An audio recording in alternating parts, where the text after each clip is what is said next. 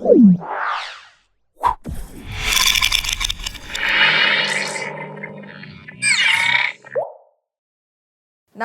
నేను మీ మాధురి. ఈరోజు మనతో పాటు స్టూడియోలో ఉన్నారు శారద గారు, life coach and law of attraction coach. Hooponopono healing words use చేసి మనకి మేనిఫెస్ట్ ఎలా చేయాలి అంటారు హెల్త్ గురించి? ఓకే, ఇది చాలా సింపుల్ మేడం. హెల్త్ ఎప్పుడైనా మనకి బాగాలేదనుకోండి, ఫర్ ఎగ్జాంపుల్ మన హాస్పిటల్కి వెళ్తాము, చూపించుకుంటాము, డాక్టర్ ప్రతిసారి ఇంజెక్షన్ వేస్తారు, మనం పంపించేస్తారు. కానీ ఇది మెడికల్లో కూడా ప్రూవ్ అయిన విషయం ఏంటంటే మేడం, మెడిసిన్ ఇచ్చేటప్పుడు డాక్టరు ఫస్ట్ టెస్టెడ్ మెడిసిన్ ఇస్తాడు. పేషెంట్ యొక్క వీక్నెస్ ఏంటో, అతని బాధ ఏంటో తెలుసుకోవటానికి ఫస్ట్ టెస్టెడ్ మెడిసిన్ ఇస్తాడు. ఆ తర్వాత ప్రూవ్ చేసిన మెడిసిన్ ఇస్తారు. టెస్టెడ్ మెడిసిన్లోనే సగం మందికి తగ్గిపోతుంది. ప్రూవ్ చేసిన మెడిసిన్ ఏంటంటే సివియర్గా ఉన్న వాళ్ళకి మాత్రమే తగ్గిపోతుంది. ఫర్ ఎగ్జాంపుల్, ఇది హోపోనోపోనో నుంచి మనము హెల్త్ మేనిఫెస్టేషన్ చేసేటప్పుడు టెక్నిక్గా చేయాలి అనుకున్నప్పుడు ఏం జరిగిందంటే మేడం, ఒక వ్యక్తికి మ్యారేజ్కి వెళ్ళాడు. మ్యారేజ్కి వెళ్తే అక్కడ స్టమక్ పెయిన్ వచ్చింది. స్టమక్ పెయిన్ రాగానే పక్కన వాళ్ళకి చెప్పాడు, నాకు చాలా స్టమక్ పెయిన్ ఉంది, నేను వెళ్ళిపోతున్నాను అంటే, లేదురా నువ్వు వెళ్ళాల్సిన అవసరం లేదు, నీకు స్టమక్ పెయిన్ ఉంటే ఏదన్నా చిన్న చిన్న పురుగులు ఉంటాయి, ఒకసారి డాక్టర్ దగ్గరికి వెళ్ళి చూపించుకుంటే తగ్గిపోతుందిలే, భోంచేసి వెళ్ళు అని చెప్పారు. లేదు లేదు నాకు చాలా పెయిన్గా ఉంది, నేను డాక్టర్ దగ్గరికి వెళ్తాను అంటే తీసుకెళ్లారంట డాక్టర్ దగ్గరికి. డాక్టర్ దగ్గరికి వెళ్తే డాక్టర్ ఏమన్నారంటే, ఎక్కడ నొప్పి ఉంది అంటే, నాకు కడుపులో నొప్పి ఉంది అన్నారు. నా ఫ్రెండ్ అన్నారు, కడుపులో పురుగులు ఉన్నాయేమో అని చెప్పాడు సార్, నాకు ఇంకా నొప్పిగా ఉంది అన్నాడంట మేడం. అంటే మీరు కడుపులో నొప్పి అంటున్నారు, పురుగులు ఉన్నారని మీరే డిసైడ్ చేసేసారు, ఎలా డిసైడ్ చేశారు అంటే, నా ఫ్రెండ్ చెప్పాడు మేడం పురుగులు ఉన్నాయని చెప్పి. అంటే సరే అయితే మీరు పడుకోండి అని ఒక మత్తు ఇంజెక్షన్ ఇచ్చేసారంట. ఇచ్చేసి టెక్నీషియన్కి చెప్పాడు, నువ్వు వెళ్ళి ల్యాబ్లో, మన ల్యాబ్లో ఉన్నాయి కదా, పురుగులు పట్టుకొని వచ్చేసి అని చెప్పారంట. అతను పడుకున్న తర్వాత మెలకు వచ్చింది, కొంచెం ఆపరేషన్ చేసినట్టు కట్ చేసి ఆపరేషన్ చేసి పురుగులు తీసేసినట్టు క్రియేట్ చేశాడు డాక్టర్. మెలకు రాగానే పురుగులు చూశాడంట. పురుగులు చూస్తే అమ్మయ్య నా పొట్టలో నుంచి పురుగులన్నీ వచ్చేసాయని ఫీల్ అయ్యారంట. అలా ఫీల్ అయిన తర్వాత స్టిచ్చెస్ వేసేసి పంపించేశాడంట. నేను ఆ పురుగుల్ని తీసుకెళ్తానని ఈ పేషెంట్ అడిగాడంట. పురుగులు ఏం చేసుకుంటావయ్యా, తీసుకెళ్ళి ఏం చేస్తాను, నా ఫ్రెండ్కి చూపిస్తాను సార్, ఇన్ని పురుగులు ఉండడం కారణంగా నాకు పొట్ట నొప్పించింది అన్నాడంట. సరే తీసుకెళ్ళు అంటే, ఒక బిడ్డను ఎలా అయితే తీసుకెళ్తారో ఇంటికి, అతను హ్యాపీగా పురుగుల్ని తీసుకొని వెళ్తున్నాడంట మేడం. వెళ్ళి చూపించాడు, ఫ్రెండ్కి చూపిస్తే, చూడరా నువ్వు చెప్పింది నిజమే, పురుగులన్నీ బయట తీసేసాడు డాక్టర్ అన్నాడంట. వానికి ఏం పని ఉండదు కదా మేడం, ఏదో ఒకటి క్రియేట్ చేయాలి కాబట్టి, అవునరా నువ్వు బాగానే ఉంది, ఆపరేషన్ అయింది, తీయించేసుకున్నావు, అవేమన్నా లోపల ఎగ్స్ పెట్టాయేమో అన్నాడంట. ఎగ్స్ పెడితే కనుక మళ్ళీ పొట్ట నొప్పి వస్తుంది కదా అన్నాడు. మళ్ళీ ఒక 5 డేస్కి మళ్ళీ పొట్ట నొప్పి వచ్చిందంట. మళ్ళీ డాక్టర్ దగ్గరికి వెళ్ళి, డాక్టర్ నాకు మళ్ళీ పొట్ట నొప్పిస్తుంది అని చెప్తే, నాకు ఫ్రెండ్ ఒక డౌట్ చెప్పాడు, ఆ పురుగులన్నీ ఎగ్స్ పెట్టాయేమో, మళ్ళీ ఫామ్ అయ్యాయేమో అని భయం వేస్తుంది అంటే, నువ్వు అలా భయపడాల్సిన అవసరం లేదు, అవి 2 మగ పురుగులే అని చెప్పాడంట. అంటే అక్కడ ఆయన ఫోబియా అనేది తగ్గించడానికి ఈ జస్ట్ మేనిఫెస్టేషన్ ఎలా చేయాలి, మనిషి యొక్క వీక్ పాయింట్ ఎక్కడుంది అని దాని మీద ఆయన కాన్సెప్ట్ తోటి ఆయన ట్రీట్మెంట్ ఇచ్చి పంపించాడు మేడం. పిల్లలు కూడా అంతే కదా, స్కూల్కి వెళ్ళండి అంటే నాకు పొట్ట నొప్పిస్తుంది, కాలు నొప్పిస్తుంది, చేయి నొప్పిస్తుంది అని రీజన్స్ చెప్తూనే ఉంటారు కదా మేడం. అలా ఇవన్నీ మనం క్రియేట్ చేసుకునేవి. మనకంటే మనం పక్కన వాళ్ళమే ఎక్కువ బిలీవ్ చేస్తూ ఉంటాం కదా మేడం ఎక్కువ సార్లు.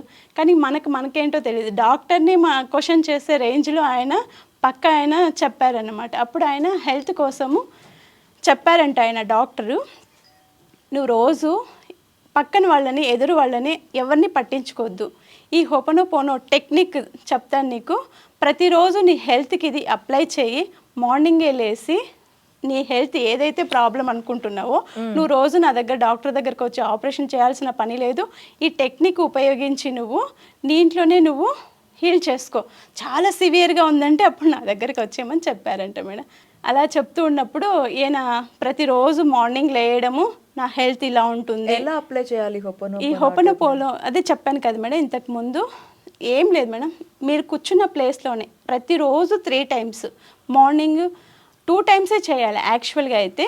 ఇప్పుడు 3 టైమ్స్ కూడా చేయొచ్చు. ఎలా అంటే హోపోనోపోనో అనేది చాలా అది ఒక కండిషన్ మీద పనిచేస్తుంది మేడం. మనం ఫస్ట్ మైండ్ని క్లీన్ చేసుకోవాలి. మన మైండ్లో చాలా థాట్స్ వస్తూనే ఉంటాయి. ఎప్పుడు 24/7 ఏవో ఒకటి రన్ అవుతూనే ఉంటుంది. అవి రన్ అవ్వకూడదు. అలా ఉన్నాయనుకోండి మీకు ఏవి పని చేయవు. మన మైండ్ మొత్తం శూన్యంగా ఉండాలి. ఏవైనా టెన్షన్స్ ఆలోచనలు వచ్చాయంటే ఫస్ట్ వాటిని కట్ చేసేయాలి. కట్ చేసి ప్రశాంతంగా కూర్చొని అర్లీ మార్నింగ్ లేవంగానే ఫస్ట్ మనం విశ్వానికి ప్రార్థించాలి. ఎలా ప్రార్థిస్తాము? నాకు ఇలా ఈ హెల్త్ ప్రాబ్లం ఉంది, ఈరోజు నాకు ఈ హెల్త్ బాగాలేదు, నాకు జ్వరం వచ్చింది, లేకపోతే ఏదైనా కానివ్వండి, మీ పిల్లలు కానివ్వండి, మీ ఫ్యామిలీ మెంబర్స్ కానివ్వండి, మీ పక్కింటి వాళ్ళు కానీ ఎదురింటి ఎవరికి హెల్త్ బాగాలేదన్నా కూడా మనం చేయొచ్చు. వాళ్ళు కూడా చేసుకోవచ్చు. వాళ్ళకి చెప్పచ్చు మనం మార్నింగ్ లేసి ఇలా నాకు హెల్త్ బాగాలేదు, దీనికోసం నేను ఓపెనోపోనో చేసుకుంటున్నాను. గత జన్మలో ఏదైనా హెల్త్ కారణంగా నేను ఈ జన్మలో పుట్టానేమో, కాబట్టి గత జన్మ పాపాలన్నీ నాకు పోయి నా హెల్త్ అంతా క్యూర్ అయ్యేలాగా చేయండి అని చెప్పి మనం విశ్వానికి చెప్పిన తర్వాత, సారీ నేను నిన్ను ఏదైనా మానసికంగా కానీ శారీరకంగా కానీ నా బాడీని నేను బాధ పెట్టుకొని ఉంటే సారీ అని చెప్పేసి, ఆ తర్వాత ఇప్పటి నుంచి నీకు ఎటువంటి హాని కలిగించను, మంచి ఫుడ్డే తింటాను, మంచిగానే నిన్ను చూసుకుంటాను, నా బాడీని నేను ఇష్టపడతాను అని ఫర్గివ్ చెయ్యాలి. ఫర్గివ్ చేసిన తర్వాత మన బాడీని మనం ఇష్టపడాలి కదా. మన హెల్త్ బాగుంటే మనం ఏవైనా చేయగలుగుతాం. ఫస్ట్ మన బాడీ, మన హెల్త్ అన్నీ, మన మైండ్ అన్నీ బాగుండాలంటే ఇప్పటి నుంచి నేను ఎవరిని ఇబ్బంది పెట్టను, ఎవరిని ఒక మాట అనను. నేను చేసే ప్రతి పనిని కూడా నేను ఆలోచన చేస్తాను, ప్రతి మాట కూడా ఆలోచన చేసి చెప్తాను.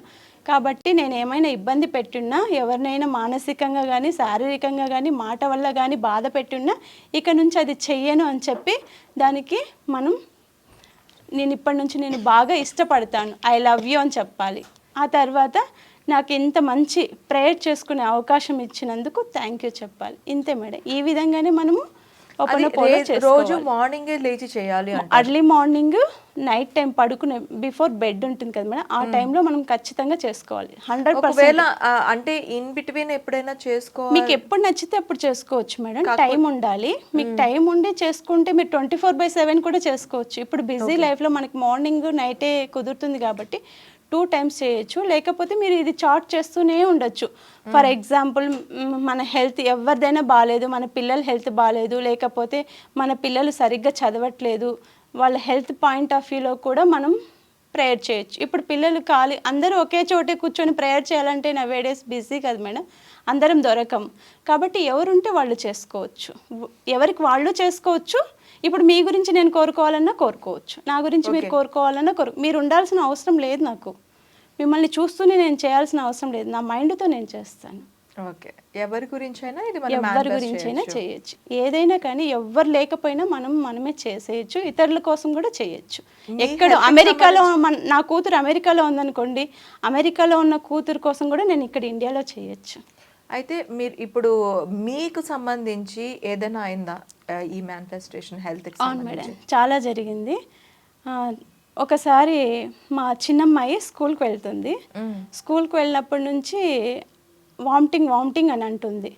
అంటే ఎందుకు అంటుంది పాప వామిటింగ్ అని ప్రిన్సిపల్ ఫోన్ చేసింది. మేడం మీ పాపకు వామిటింగ్స్ అవుతున్నాయి, వచ్చి తీసుకెళ్ళిపోండి అని చెప్పారు. అయితే సరే ఎందుకు చెప్తుందో చూద్దామని నేను వెళ్ళాను. స్కూల్కి వెళ్ళి విజిట్ చేసి ఏమైంది నాన్న అంటే మమ్మీ వామిటింగ్స్ వస్తున్నాయి అని అంది. సరే అని ఇంటికి తీసుకెళ్ళి హాస్పిటల్కి వెళ్దామంటే వద్దు అంటుంది. ఎందుకు నాన్న అంటే వామిటింగ్ అవుతున్నాయి కదా మమ్మీ, తగ్గిపోతాయి అంది. సరేలే తగ్గిపోతుందిలే, నేను పెద్దగా పట్టించుకోలేదు. ఫస్ట్ డే చూశాను వామిటింగ్ నిజంగానే అవుతున్నాయి. సరే వామిటింగ్ అవుతున్నాయి, హాస్పిటల్కి వెళ్తే డాక్టరు మెడిసిన్ రాసిచ్చాడు.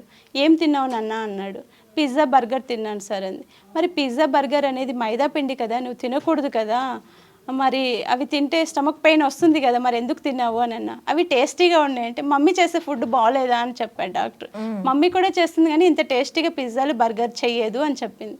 అయితే నువ్వు పిజ్జా బర్గర్ తినడం వల్ల నీ హెల్త్ పాడైపోతుంది, నువ్వు హాస్పిటల్కి రావాల్సి వస్తుంది అని డాక్టర్ చెప్పాడు.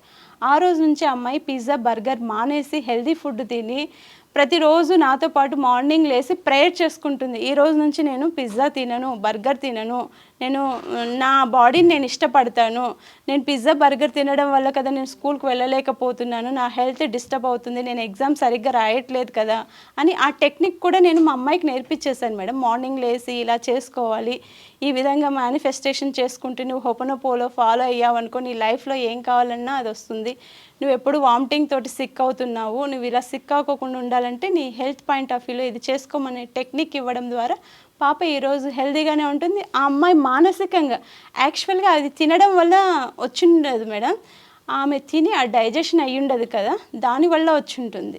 కాబట్టి అలాంటివి తినకోకుండా చేయడం కూడా మన రెస్పాన్సిబిలిటీనే. కాబట్టి మనం మానేయమ్మా అని చెప్తే ఎవరు మానేయరు కదా మేడం. మనం కొన్ని టెక్నిక్స్ నేర్పించాము అంటే వాళ్ళకు ఆ టెక్నిక్ ఫాలో అయినట్టు ఉంటుంది, లైఫ్ వాళ్ళు లీడ్ చేసుకున్నట్టు ఉంటుంది madam. Okay ma'am, thank you very much.